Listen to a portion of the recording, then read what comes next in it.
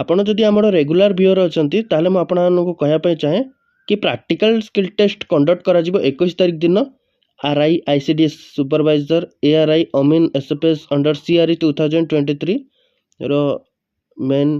Exam T हो सारी तार रिजल्ट बाहर डेट अनाउंस करते कि प्रैक्टिकल स्किल टेस्ट डेट आसी जापर बाहर कले कि एडमिट कार्ड केबे बाहर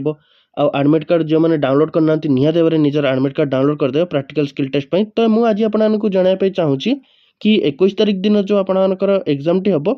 तो केमिति एग्जाम टी कंडक्ट करेंगे केते समय देखा मिल ता सहित मझे ब्रेक मिल ना नहीं ता भी मुझे आपको जनइबी। आपण मैंने भिडटी को फुल वाच करूँ जी भी व्यूअर्स देखुं निहाती भाव भिडटी को फुल वाच करेंगे जहाँफल मु भिडियो जहाँ भी इनफॉरमेशन दूसरी आपण मानक क्लीयरली बुझा पड़ देखूँ ये शेड्यूल जहाँ भी सब मेंशन कराई मु गोटे गोटे करके जनइबी। देखो मल्टीपल चॉइस क्वेश्चन आसो एमसीक्यू रे 20 मार्क रहिबो 30 मिनिट समय देखा मिल तापर ब्रेक मिल गोटे मिनिटर तापर मॉक टाइपिंग टेस्ट रहिबो सेठी जाइए डायरेक्ट टाइपिंग टेस्ट स्टार्ट हो जीवनी फास्ट मल्टीपल चॉइस क्वेश्चन आसो तापर 20 मार्क आपण मैंने एग्जाम देवे 30 मिनिट्स समय देखा मिल ब्रेक मिल गोटे मिनिट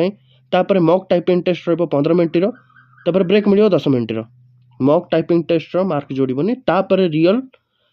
मार्क देखंतु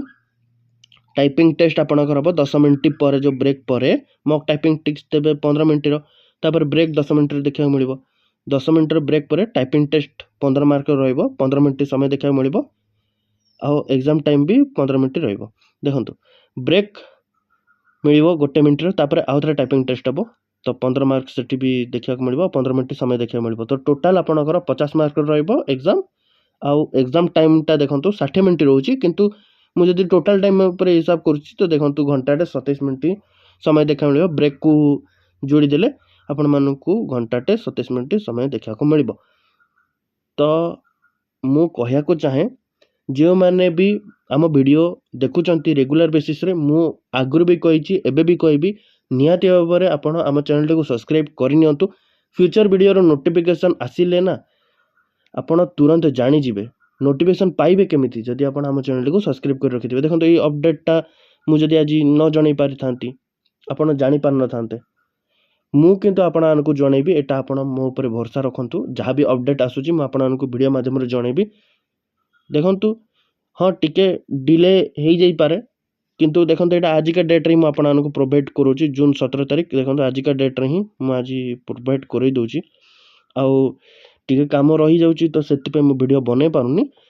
आपण मानक पई किंतु मु टाइम बाहर करके वीडियो प्रोवाइड कर दूची। आउ गोटे कथा कहया को चाहे जदि आपण पीडब्ल्यूडी कैंडिडेट्स अछंती ताहले आपण मानकू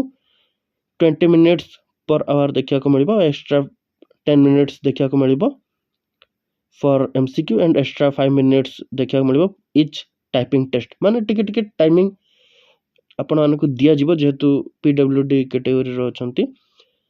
बेंचमार्क डिसेबिलिटी कैटेगरी रो सेति पे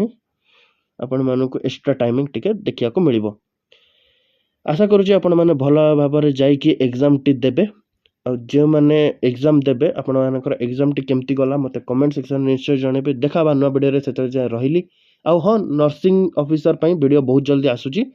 तापाई भी चैनल टी को सब्सक्राइब करनियंतु जानी टिके लेट होची मु आपण मानक वीडियो प्रोवाइड करे देबी फुल इनफॉरमेशन मु प्रोवाइड करेबी आपण टिके आम चैनलटा सहित जोड़ी होगी रही था ये सब आपण मानकर ही चैनल मु केवल गोटे माध्यम वीडियो बनईकी आपण मानकर पहुँचेबार बस आउ किछि नहीं चैनल आपण मानकर ही निज चैनल को सब्सक्राइब करिवार कौन लाज सब्सक्राइब करके रखंतु नोटिफिकेशन आपण मानक तुरंत देखा मिल जाओ जब भी मु वीडियो अपलोड करी।